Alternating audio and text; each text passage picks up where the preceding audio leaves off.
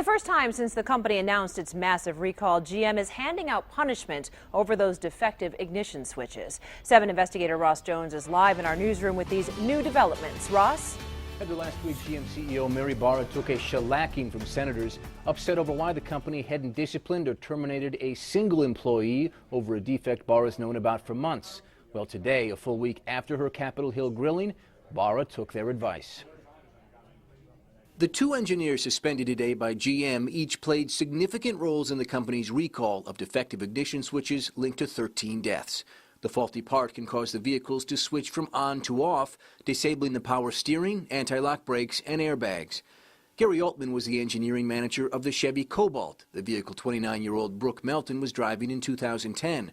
Her car suddenly shut off, causing her to lose control and strike another vehicle. She died on her birthday.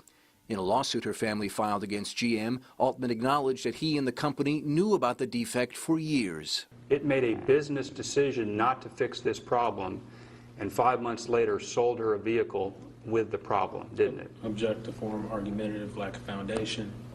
You can answer. That is what happened, yes. Also suspended today was this man, Ray DiGiorgio, the GM engineer who approved a newly designed ignition switch in 2006 meant to fix the defective part.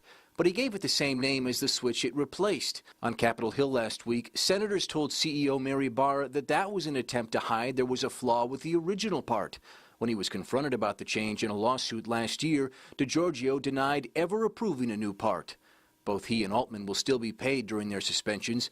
Today, employment attorney Deborah Gordon told 7 Action News that the suspensions are a good first step, but like many, wonders what took so long. It's just really hard for me to grasp why, after all this time, we've just got these 2 guys. I mean, okay, if they're responsible, good first step.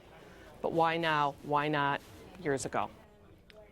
That is the question. Attempts to reach Altman and DiGiorgio today were unsuccessful. GM had no comment on their suspensions, but did announce today a new program called Speak Up for Safety, a company initiative designed to encourage employees to report when they see something that could make vehicles dangerous. It is an effort to combat what some inside GM have called a corporate culture that valued cost over safety. In the newsroom tonight, I'm Ross Jones. Heather, back to you. All right, thank you, Ross.